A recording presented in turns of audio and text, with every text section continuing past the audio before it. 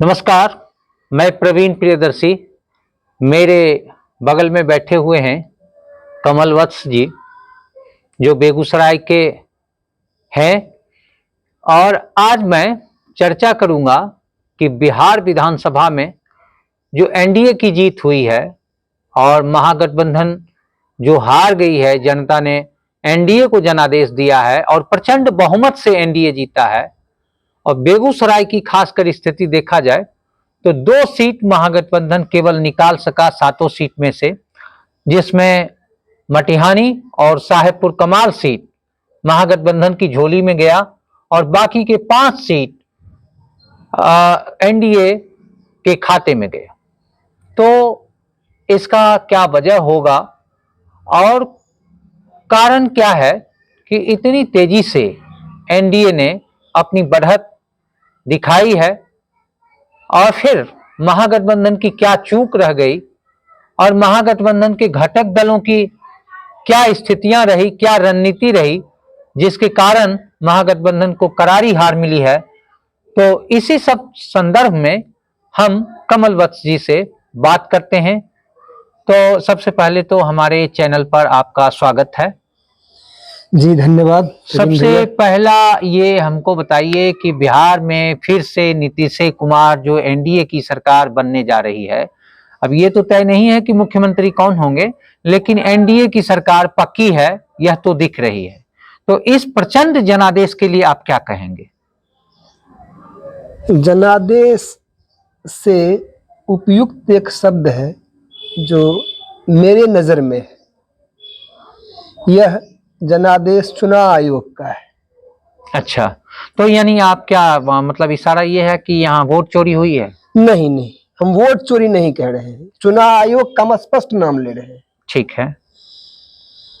जब चुनाव की अधिसूचना जारी हो गई, उसके बाद जब सरकार को लगा कि नहीं, हम इसके बावजूद हम नहीं जीत सकते हैं, तब जो जीविका उनके साथ काम कर रही थी अन्य सभी महिलाओं को भी 10-10 हजार रुपया दिया गया, जिस कारण से कि एनडीए की जीत सुनिश्चित हो गई।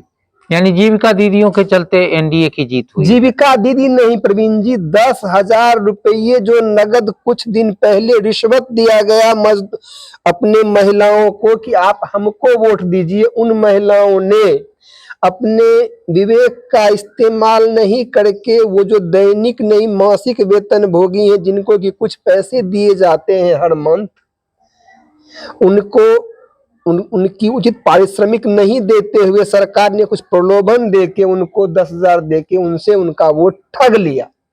अच्छा, तो ये आप एनडीए पर आरोप लगा रहे हैं कि चुनाव आयोग ने उनका सहयोग किया चुनाव में और उसे 10,000 रुपए घूस के तौर पर दिया गया महिलाओं को। जी, ये आप कह रहे हैं? जी, एनडीए पर आरोप नहीं लगा रहे, ये आरोप चुनाव आयोग पर है।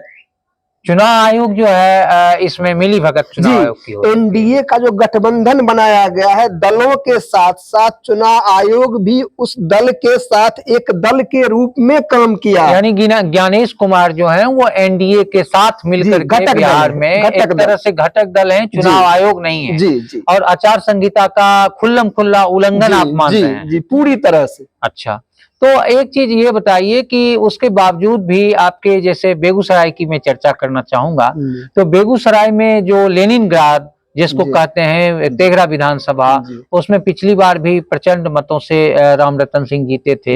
इस बार उनके हार का क्या कारण है? रामरतन सिंह की जीत, रामरतन सिंह जमीन से जुड़े थे, जमीन से जुड़े हुए हैं। लगभग 50 सालों का उनका राजनीतिक करियर है।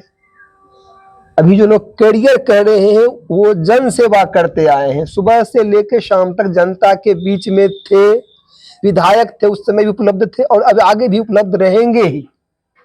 लेकिन ये जो हार हुई है, ये हार रामरतन सिंह की नहीं, तेघड़ा के जनता की हार हुई है। इसमें क्या लगता है, रणनीतिक स्तर पर कहीं चूक तो कम्युनिस्ट पार्टी की नहीं है? रणनीतिक स्तर पर नहीं, पूरी तरह से ये कम्युनिस्ट पार्टी के जन संगठनों की ही चूक है। अच्छा, ये क्या चूक है? किस तरह का होना चाहिए रणनीति और किस तरह का नहीं हो पाया?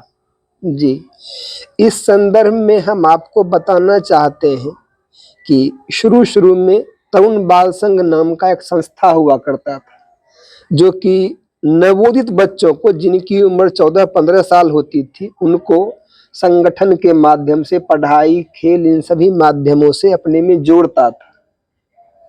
उसके बाद छात्रों के लिए कॉलेज में प्रवेश करते ही एआईएसएफ नाम का संगठन था, जो कि छात्रों की पढ़ाई, उनकी पढ़ाई संबंधी अन्य आवश्यकताओं की पूर्ति के लिए काम किया करता था। अभी भी तो एआईएसएफ काम कर रही है जी, बेगूसराय में। काम कर रही है, लेकिन जो सोशल मीडिया पे भी हम बोल रहे हैं, जी, सोशल मीडिया और अखबार तक ही वो संगठन नहीं, बल्कि सभी छात्र संगठन, चाहे किसी दल का हो, वो इस यही तक सीमित है। छात्रों के बीच में उसकी कोई मौजूदगी है ही नहीं।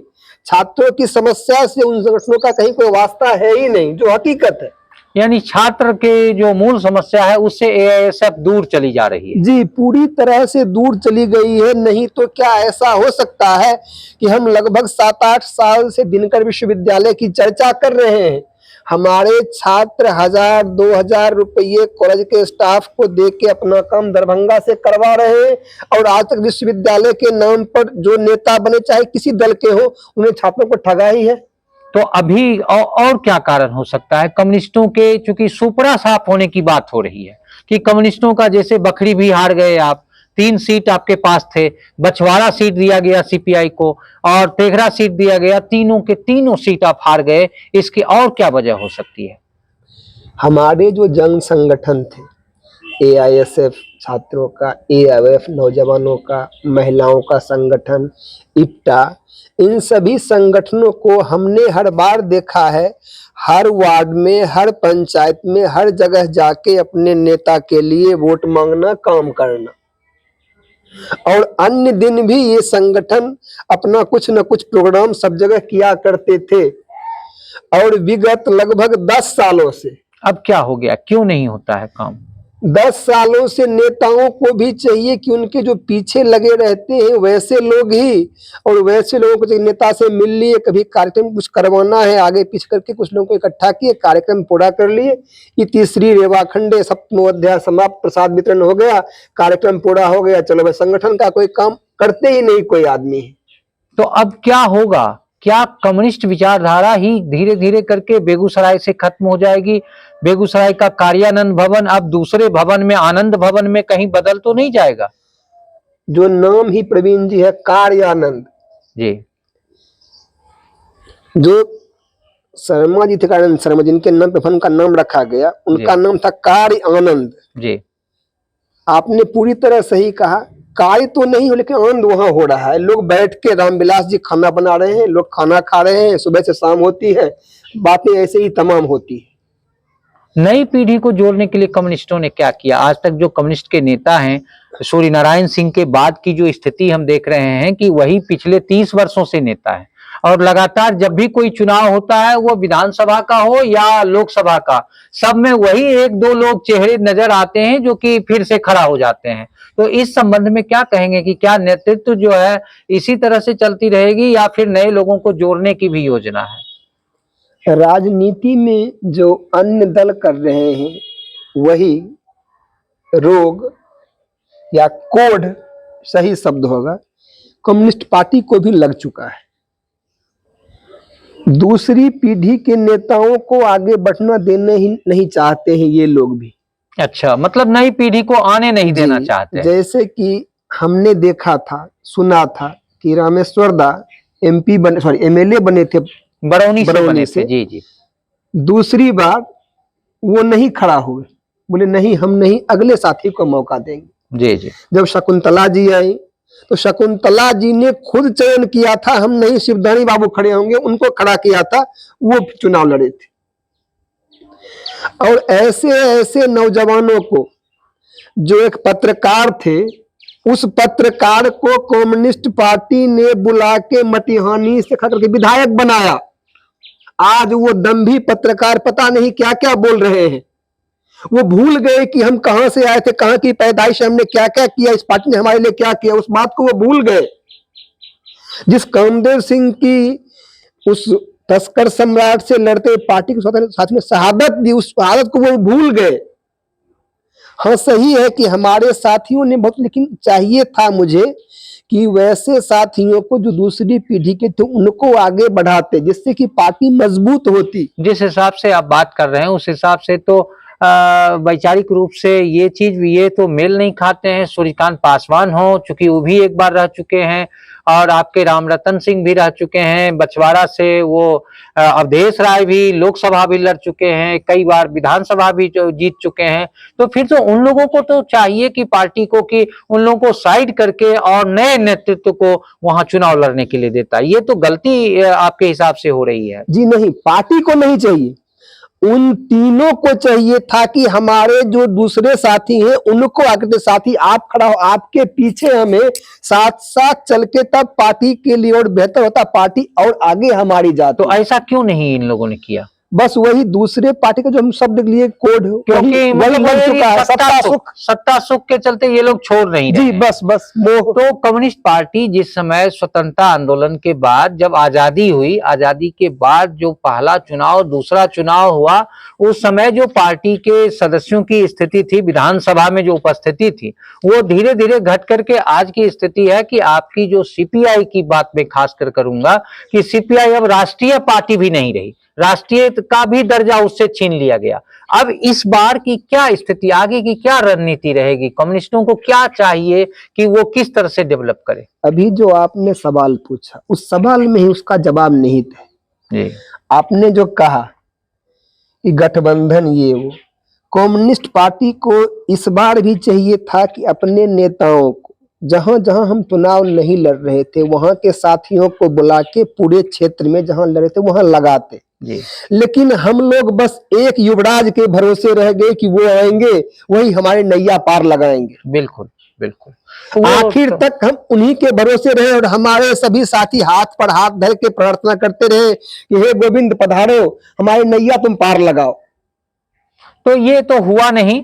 और इसमें एक चीज और मैं देखा चुनाव के दरमियान कि जो है एनडीए घटक दल के लोग हर विधानसभा में उनकी 3-3 4-4 हेलीकॉप्टर उतरी, जनसभा हुआ, लेकिन कम्युनिस्ट के जो यहाँ के नेता, जो लीडरान हैं, जो बड़े नेता अपने आप को कहते हैं, जो सांसद का चुनाव कई बार लड़ चुके हैं, वो लोग भी तो मतलब तीनों विधानसभा में उनकी कहीं उपस्थिति नहीं दिखी। इसका क्या कारण लगता है आपको?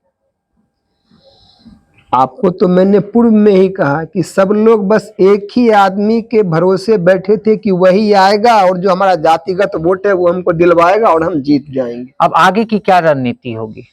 आगे सबसे बड़ी बात यह है कि समाज में जब तक वो अंतर रहेगा तब तक कम्युनिस्ट रहेगा ही, यह खत्म होने वाली चीज नहीं है। यानी विचारधारा रहेगी, लेकिन आदमी अभी तो नहीं हाँ, ही है, धीरे धीरे करके घट रहे हैं आदमी, इनके फॉलोअर्स घट रहे हैं, लीड करने वाले लोगों की संख्या घट रही है, ये बात सही है।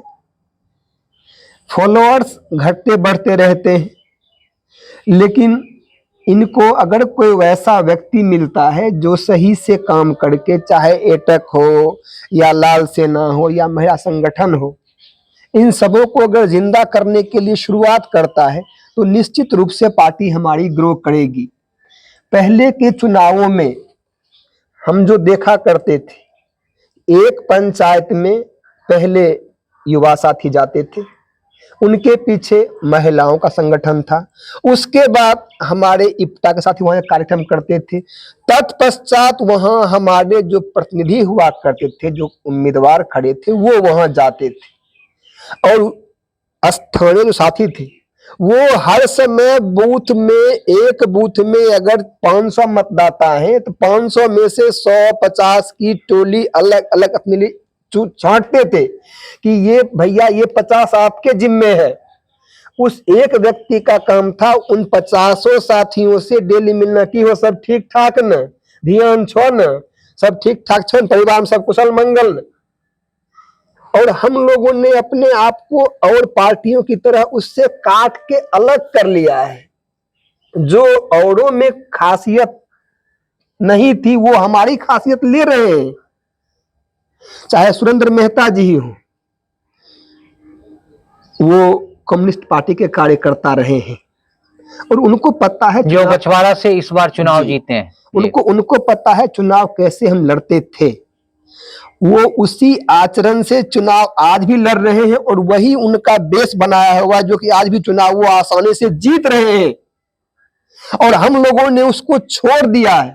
हाँ, ये बात सही है कि एनडीए के जो घटक दल उनके पास अथाह पैसे हैं, उन्होंने पूरी तरह पैसों का सदुपयोग किया, पैसा बहाया। आप उसको सदुपयोग कहते हैं, मैं तो इसे दुरुपयोग कहूंगा। नहीं, जब उनको जीत गए तो सदुपयोग ही उनके लिए हुआ। वो चुनाव जीत गए। जीत जो होती है वो सभी नकारात्मक शब्दों को सकारात्मक में बदल देती है। तो जीत जीत होती है, हार हार होती है। हमने उस अनुरूप मेहनत नहीं किया, हमारी हार। तो क्या लगता है आने वाले दिनों में कम्युनिस्ट पार्टी फिर से वो 7 सीट हमारा है वाला जो नारा है, कॉमरेड सूर्य नारायण सिंह का दिया हुआ नारा है, उस नारे पर खरा उतरेगी कभी? अगर हम कल नहीं करते हुए अपना स्थानीय कार्यक्रम आज से शुरू कर दें, निश्चित रूप से 5 साल बाद हम यहीं बैठ के फिर बात करेंगे 7 सीट हमारा है। लेकिन इसके लिए हमको कल नहीं, आज से अपना कार्यक्रम बना के जमीन पर जाना पड़ेगा और जमीन पर जाके जनता के बीच रह के काम करना पड़ेगा। आप तो एक अभियान चला रखे हैं, मार्क्सवादी पुस्तकालय के द्वारा पुस्तक अभियान है आपका, और पुस्तकालय का भी अभियान चलाए हैं, बौद्धिक लोगों को तैयार भी कर रहे हैं, उसके अखबार को भी आपने सर्कुलेट कराने का काम किया है। तो क्या लगता है कि इतने दिनों में बौद्धिक वर्ग कुछ बने हैं या फिर ऐसे ही लोग अखबार लेते हैं, पढ़ते हैं और भूल जाते हैं उन चीजों को? 2 अखबार में लोगों तक पहुंचाता हूं, मुक्ति संघर्ष और जनशक्ति। लगभग 130 की संख्या में हमारे साप्ताहिक पाठक हैं। उस 130 में से जहां तक मेरा अनुमान है, लगभग 20 से 25 लोग ही होंगे जो अखबार पढ़ते होंगे। अच्छा। अधिकांश लोग मेरी शक्ल देख के 5 रुपये लो भाई तुम आ गए हो, 7 रुपये लो अखबार के, वो दे देते हैं। वो भी मुफ्त और हम भी मुफ्त। जब कभी पूछते हैं कि की पढ़ लो अखबार में, की रहे हे कहाँ पर रख ले रह गए। कहने का मतलब है कि रुचि पाठकों की घटी है और विचारधारा के प्रति उतना कोई समर्पण नहीं रह गया है। तो अभी आपने सुना कमल वत्स जी को, जो कम्युनिस्ट पार्टी की जो अंदरूनी गलतियां हैं उस गलतियों पर प्रकाश डाल रहे थे और किस तरह से कम्युनिस्ट अपना फिर से 7 सीट हमारा है वाला नारा चरितार्थ कर पाएगा, जमीन पर उतार पाएगा, ये तो आने वाला कल का नेतृत्व ही सीपीआई का जानेगा। लेकिन बहरहाल अभी कम्युनिस्टों का सूपड़ा साफ हो गया है बेगूसराय से, और कहीं भी खास करके बेगूसराय क्या बिहार में एक भी सीट सीपीआई को नहीं मिल पाया है। आगे उनके नेतृत्व पर निर्भर करता है कि वो किस तरह से पार्टी का विकास करते हैं और विचारधारा का विकास करते हैं। इस तरह का वीडियो देखने के लिए आप चैनल को सब्सक्राइब करें और वीडियो को लाइक व शेयर करें। धन्यवाद।